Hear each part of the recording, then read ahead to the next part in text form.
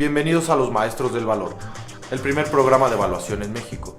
El día de hoy conoceremos al maestro Rosalío Barajas Cervantes. Él es ingeniero por la Universidad de Guadalajara, maestro en Ciencias de Economía por el Colegio de Postgraduados, maestro en Evaluación de Bienes y maestro en Evaluación de Empresas e Intangibles.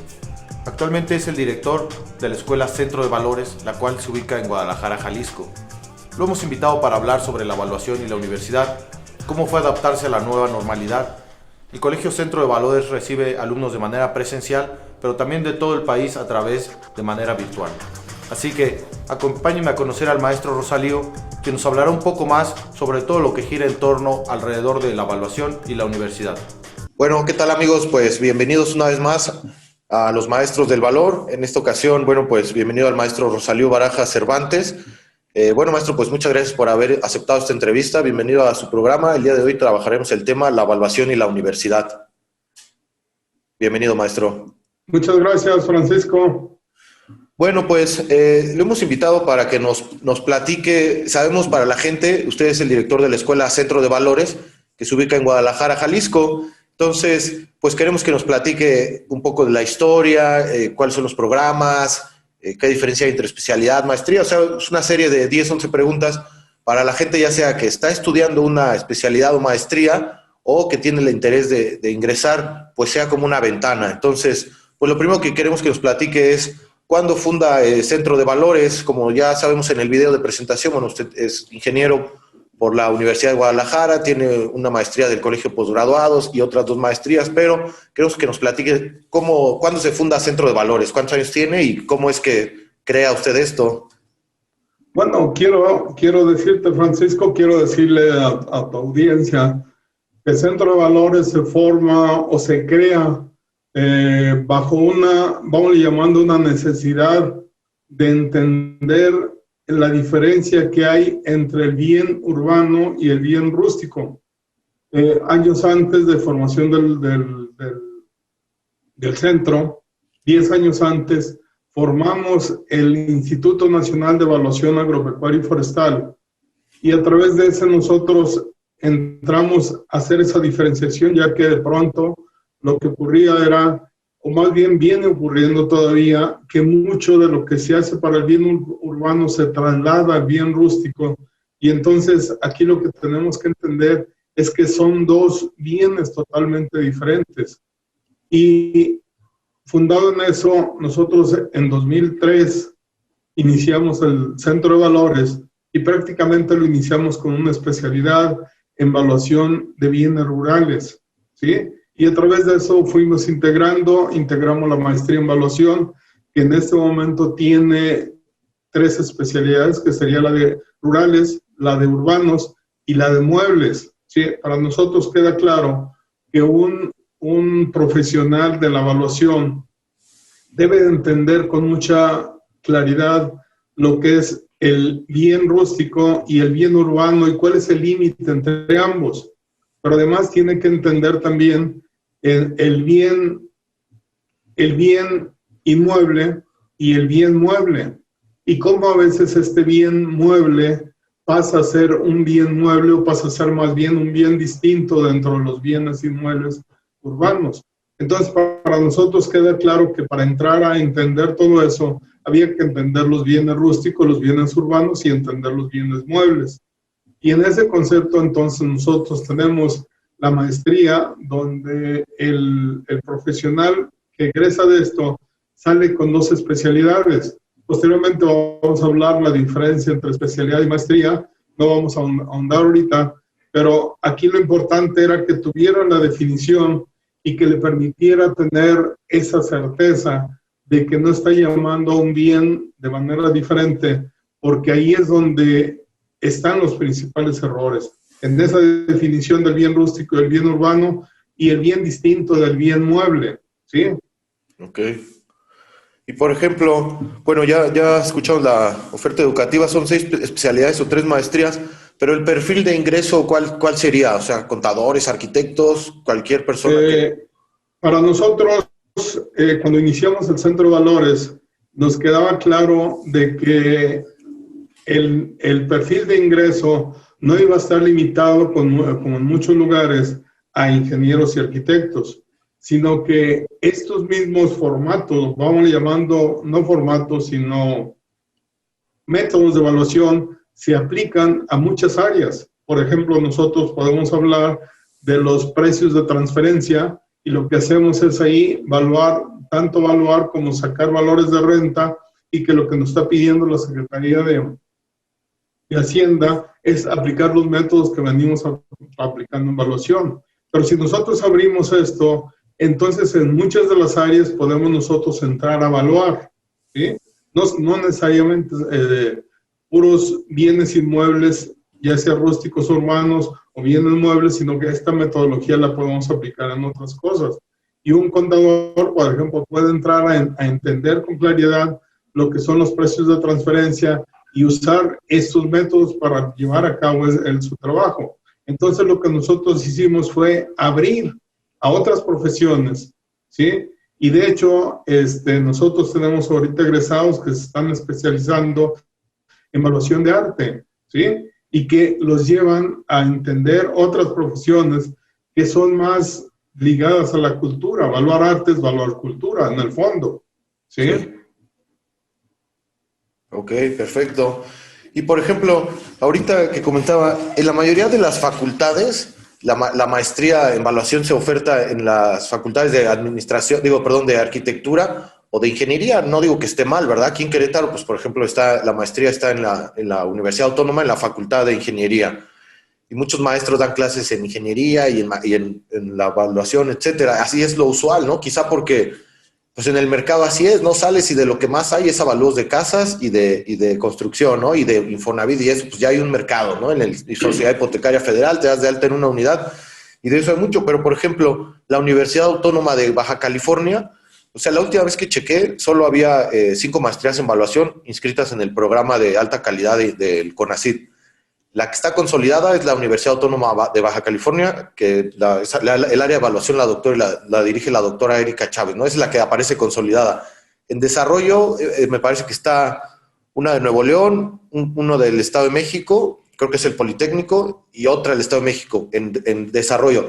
Y de consolidación, o recién creada, perdón, estaba Querétaro, y ahorita creo que la sacaron. Entonces, de esas 4, la que está en número 1 es la única que no tiene la maestría en la Facultad de Ingeniería o Arquitectura. Allá está en la Facultad de Ciencia y Economía o algo así se llama, ¿no? Contabilidad y Economía, algo así. Entonces, yo siempre he pensado eso, o sea, ¿por qué siempre la maestría la mandan a la Facultad de Ingeniería o Arquitectura? ¿Qué sería más fácil? ¿Enseñarle a un ingeniero o arquitecto que aprenda financiero, valor presente, etcétera? ¿O enseñarle a un financiero que aprenda a leer planos y hacer presupuestos de casas, ¿no? Yo pienso que debería de estar en la Facultad de Economía o así en su mayoría, pero no. En la realidad está casi siempre en la Facultad de Ingeniería o de Arquitectura. Ese es mi punto de vista, pero ¿usted qué piensa? Bueno, quiero decirte que yo tengo una maestría en Economía. Okay. Entonces, te voy a dar mi experiencia. Yo creo que el valor está más ligado a lo que llamamos en economía la preferencia. Y la preferencia se explica con mayor facilidad desde el punto de vista no paramétrico, desde esas partes que no se ven, pero que nosotros podemos entrarle a dar valor. Cuando nosotros hablamos, por ejemplo, de homologar, en realidad en economía estamos hablando de buscar bienes sustitutos.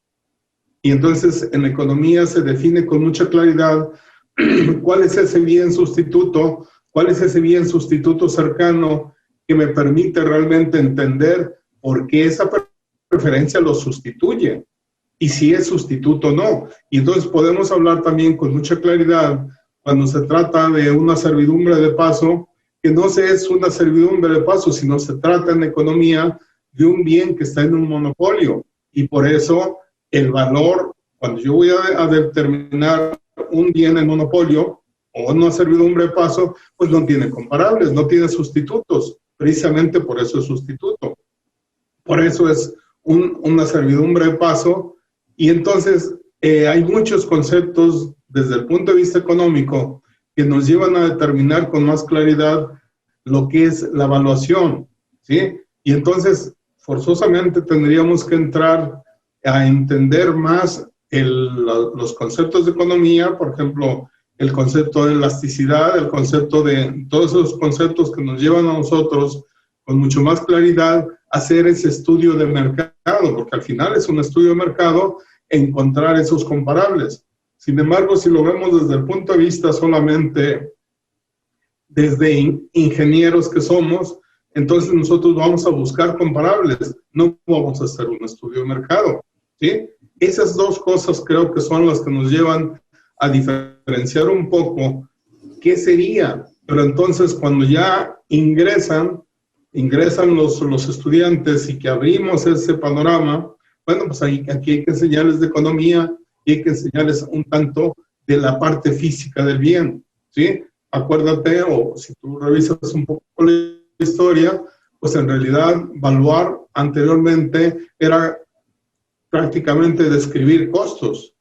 Y entonces ahí entramos a errores garrafales porque no todo lo que cuesta vale, ¿sí? Ese proceso entonces nos lleva que entender de cómo está construido, como entender la preferencia, son dos cosas un tanto diferentes, pero que el perito debe entenderles de alguna manera.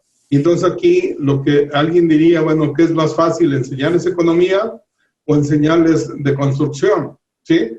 Pues yo creo que en este momento, en entrar a entender eso, lo que nosotros estamos viendo es que ese trabajo lo realicen ya de alguna manera, se empiezan a hacer grupos. Yo creo que la evaluación no se trata de un lobo solitario, se trata más bien de grupos que empiecen a entender estos procesos y que lleven realmente a tomar decisiones de una manera mejor. Entonces yo creo que tu trabajo que lo has venido desarrollando a través de una empresa, tú te das cuenta ahí que tener la visión de varias personas es mucho mejor que de un solo individuo. Sí, claro. Y por ejemplo, ¿usted vería bien crear desde licenciatura, así como por ejemplo en Argentina, hay creo que la carrera ingeniero agrimensor y tasador o algo así, crear pues sí, una licenciatura de unos 4 o 5 años donde a lo mejor se viera algo de costos, etcétera, pero que fuera no como una maestría o especialidad, sino de base una licenciatura, o no sería posible porque es una rama de especialización? Yo creo que tenemos que entender algo muy, muy importante.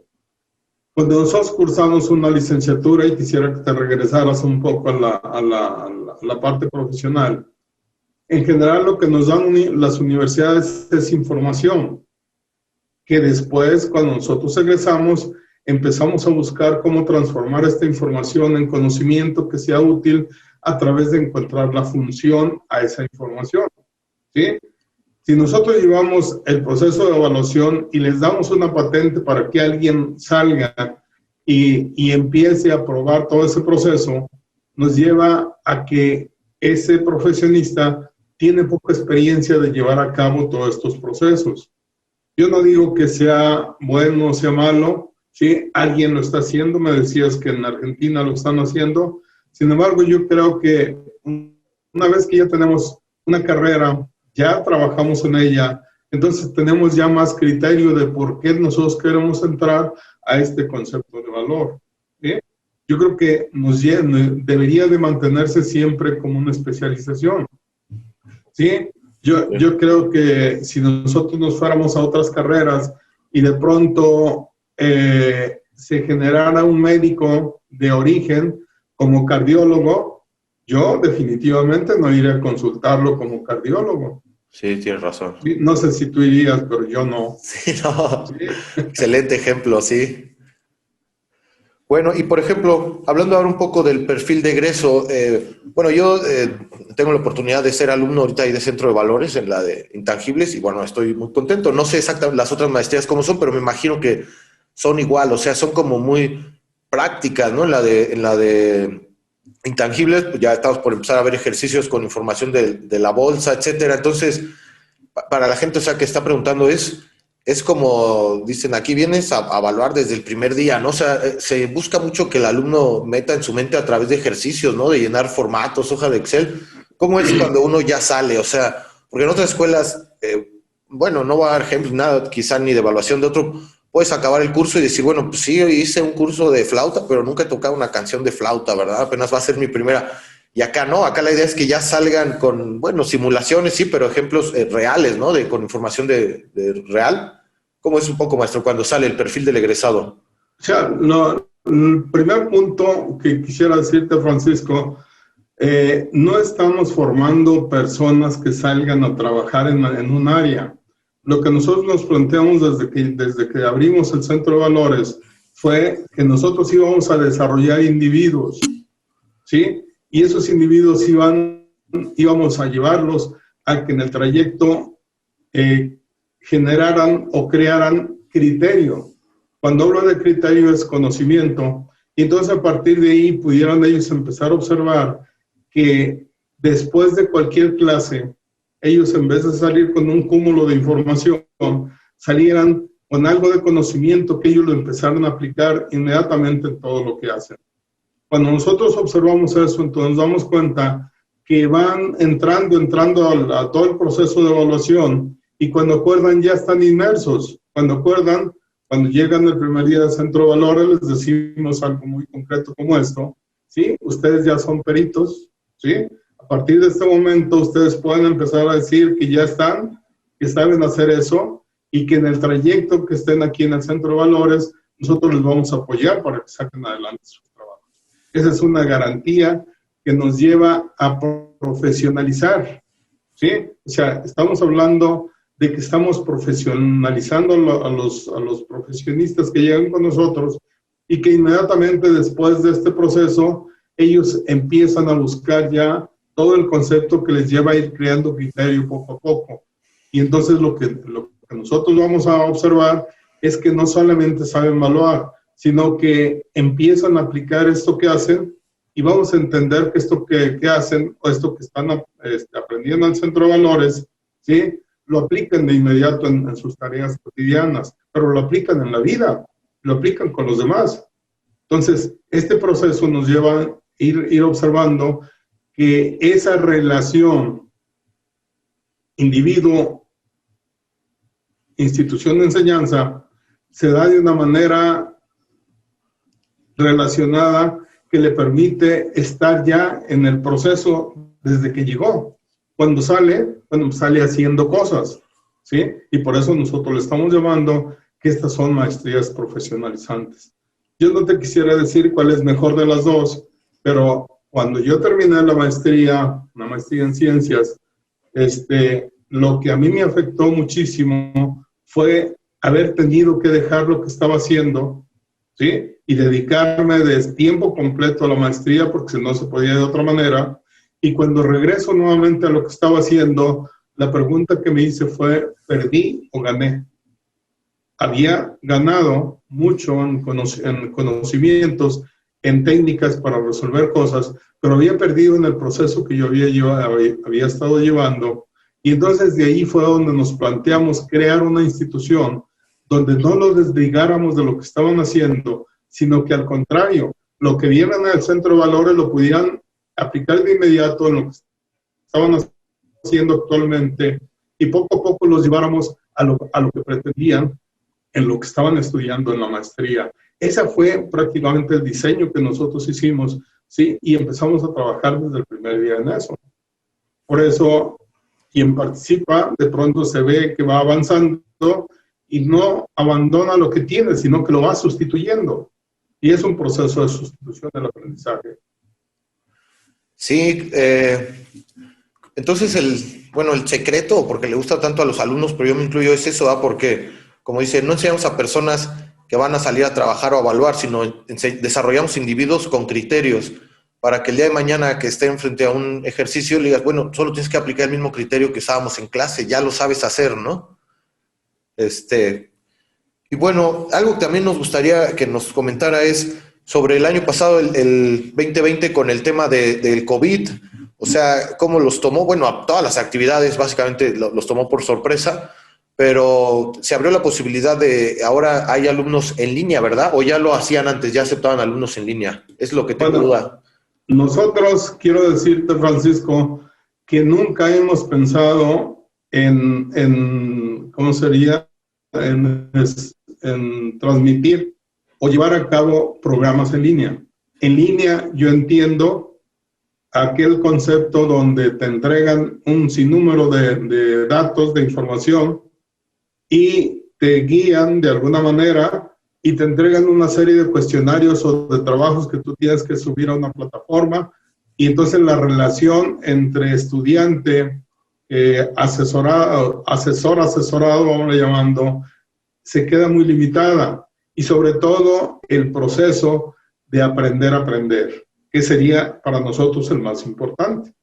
Cuando nosotros observamos esto, entonces lo que definimos fue, con este que se vino de la pandemia, fue continuar de manera presencial pero a distancia, donde pudiéramos, cada quien en su casa, cada quien en su lugar, en su oficina, poder estar tomando las sesiones y que entráramos a esos grupos y continuáramos este proceso.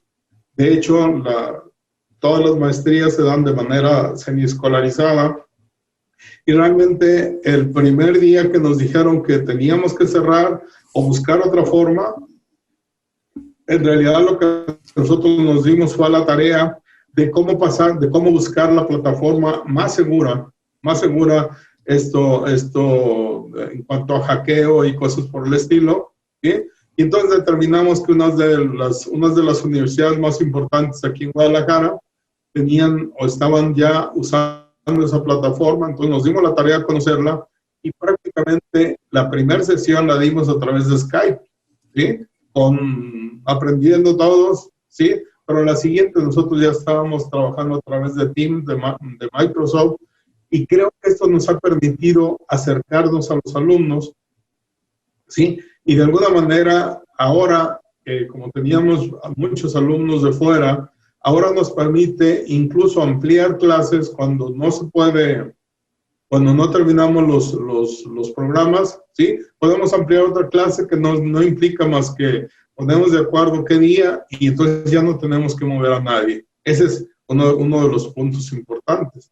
El otro punto es que la clase queda grabada para que el estudiante pueda regresar otra vez a ver la grabación si en alguno de los puntos requiere revisarlo otra vez. Entonces, hasta cierto punto nosotros vimos esto como una ventaja, ya que lo empezamos a hacer, como una ventaja, pero además esto nos abrió, vamos llamando, las alas, y empezamos a tener alumnos de cualquier otro lado, ya no solamente los que podían venir de aquí cercano. Y cuando hablo de cercano, estoy hablando de Puebla, de Veracruz, de Querétaro, como fue tu caso, de Monterrey, de Tamaulipas. O sea, teníamos alumnos de Sonora, Sinaloa, y ya realmente el Bajío, como sería Colima, Nayarit, Guanajuato, parte de Michoacán, pues prácticamente los veíamos como de casa, ¿sí? Sin embargo, ahora creo que esto nos facilita, bajo costos, para los alumnos de traslados y las estancias en dormir acá,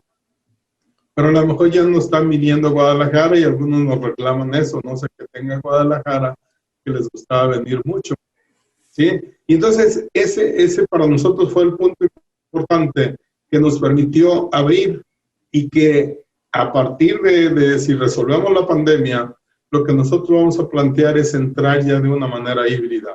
Quien quiera venir a tomar clases aquí, vamos a transmitirlas además hacia los que no puedan estar con nosotros, y vamos a llegar a lo mejor a algún acuerdo de cómo sacar que le llamamos presencial a distancia.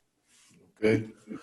Bueno, maestro, otra cosa que nos gustaría preguntarle, por ejemplo, bueno, en la maestría pues hay diferentes profesores, como el profesor Leobardo el Marín, o el profesor Carlos Sierra, o el mismo doctor Carlos Cuevas Barragán. Estos maestros, bueno, pues son a nivel nacional, ¿va? Evalúan empresas o son investigadores. En la parte final de la maestría, o sea, si se cursan, por ejemplo, 3 cuatrimestres, se puede optar por la especialidad, ¿no? Y si se terminan los 6, pues ya la maestría. Si se va por la maestría, ¿hay que hacer alguna tesina o trabajo final o algo así? El modo de titulación. O sea, nuestro reglamento, o sea, acuérdate que lo que nos determina cómo llegar al grado académico es el reglamento.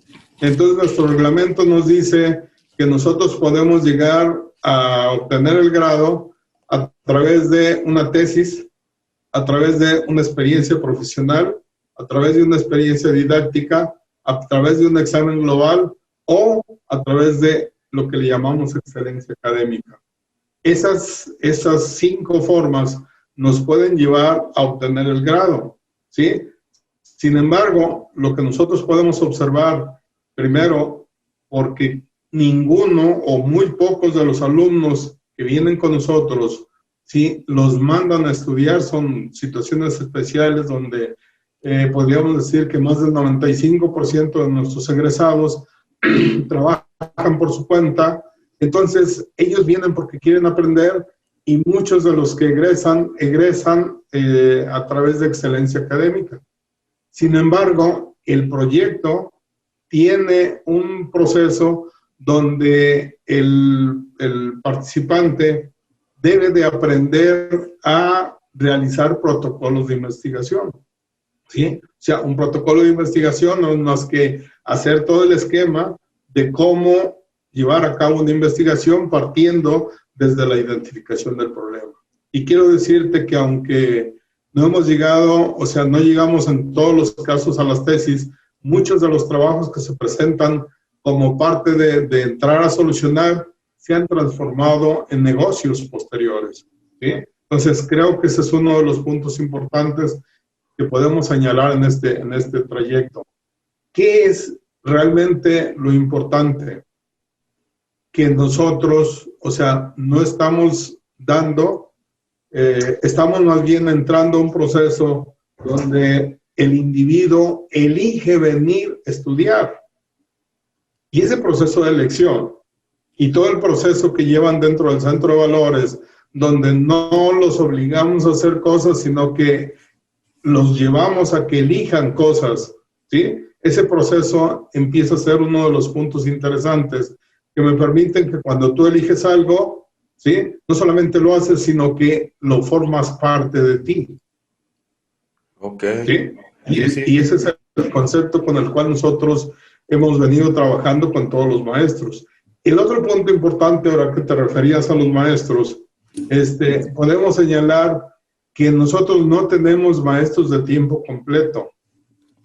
Tenemos a los especialistas que están trabajando en ello y hemos venido de alguna manera negociando con ellos y por eso a veces las clases tenemos que acordar mucho tiempo antes para que ellos nos determinen cuándo pueden estar con nosotros, pero definitivamente lo hacen con una responsabilidad también que creo que podemos contarlo con los dedos de una mano y nos sobran dedos. Los días que hemos tenido que hacer ajustes, ¿sí?, que de última hora se dieron, como alguien que se quedaba varado en un aeropuerto, alguien que alguna cosa extrema, ¿sí? Pero ahora pues, prácticamente ya no tenemos ese problema, porque ahora se pueden conectar en cualquier lugar y a partir de ahí entrar a clases, ¿no?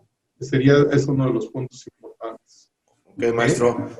Bueno, pues ya para cerrar esta entrevista, me gustaría preguntarle, pues, ¿qué mensaje le manda a los estudiantes de especialidad y maestría, tanto de la Escuela Centro de Valores como del país? Le digo, este programa pues está hecho así que cada capítulo, entonces, para los que están estudiando, que les sigan o los que tienen la curiosidad, ¿qué mensaje les manda, maestro?